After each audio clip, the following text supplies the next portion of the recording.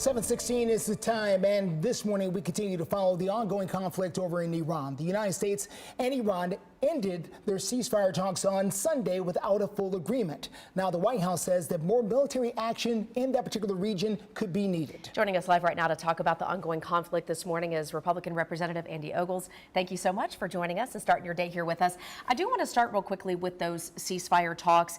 Vice President Vance in Pakistan with Iranian leaders. Why do you think they could not come to any kind of agreement, walking away with things kind of crumbling? I mean, I think part of it is, from their perspective, the art of the deal. They want to get as much as possible. They want to really retain control. But at the end of the day, Iran belongs to the Persian people. And so although our goal isn't regime change, I think that the stability in the region most likely depends on it. But what we're really concerned about is all the nuclear material that Iran has in country, which is really the impetus of this conflict. Do you think Vice President Vance went in prepared or was the right guy for that job? Oh, absolutely. Okay. I mean, again, this is a process, and I think it's their nature to test our resolve. And look, you know, when the ceasefire was first announced, they immediately launched 100 rockets. I mean, like, so this is how they play this game. It's not a game because people are losing their lives, which is why we have to lead through strength. There is talk about further military action that could be necessary on the part of the United States if something does not get resolved. So far, most of the military action has been in the air. Are you in favor of putting boots on the ground in Iran, if necessary, to bring this to an end?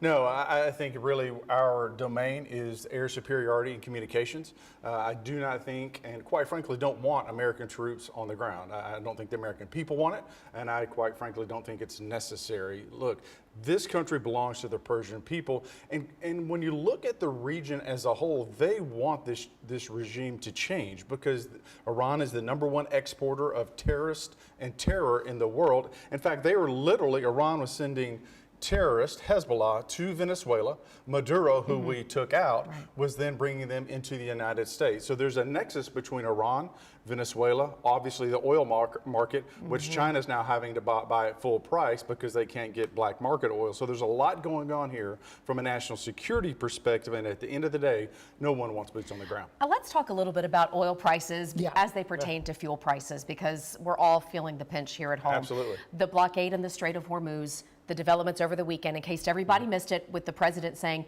we're moving more of our Navy ships into the Strait of Hormuz to try to get that cleared up.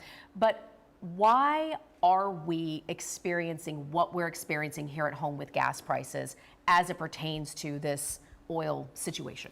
Yeah, you know, markets like stability. So whether it's corn, soybeans, or oil, so anytime you have some sort of disruption or threat to supply chain, the market reacts accordingly. So I think what you'll see as we clear the mines out of the strait and you see ships moving and passing freely, protected by us in the air, I think you're going to see a stabilization. And of course, we also have our oil reserve, strategic oil reserve that the president has backfilled that we then can put back onto the market to again stabilize fuel prices. And look, I've got an old pickup truck. I'm feeling it too. Right. You're saying that there's going to be some movement now to try to clear the mines. Is that what is going to happen next? Because of Iran, of course, they're saying that they still own the strait, and right now they want to charge toll for people to come through there. I know the White House has been talking about setting up blockades of their own to make sure that that doesn't happen.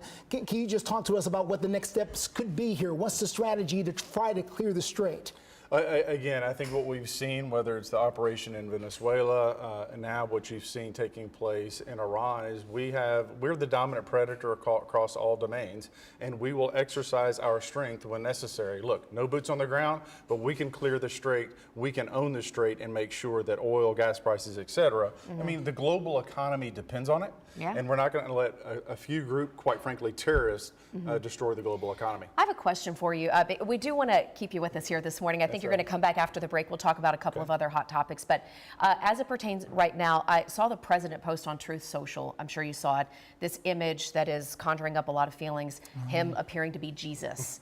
Have you seen it? I saw it this morning. Okay, right? and what is your response to that? Because he's getting a lot of blowback right now from Christians. And I totally get it, right? I mean, obviously, that is not something I would post, Yeah. and I wouldn't have, if I was in charge of comms, I wouldn't have posted it. But I think ultimately the president does what the president is doing, which is being provocative, getting a response, but also, you know, he's setting up this fight, this back and forth, or quite frankly, the Pope has initiated a fight with the regime on, look, Iran is killing people. And no one was doing anything about it. The president stepped in and took action. And so now the Pope has spoken against Vance, talking about excommunication, attacking the president. And the president is he's not going to take that lightly. And so he posted that image to be provocative. Now, look, I wouldn't have posted it. Yeah, I don't think you would have posted no, it. No, but no, hey. no. Well, and if you haven't seen it, it's kind of fresh from overnight. It'll be on our social media accounts, and you can weigh in, tell us what you think. We're going to talk a little bit more with Congressman Andy Ogles when we come back. We're getting to the partial government shutdown that is still ongoing. We're going to have that and a little bit more when we come back.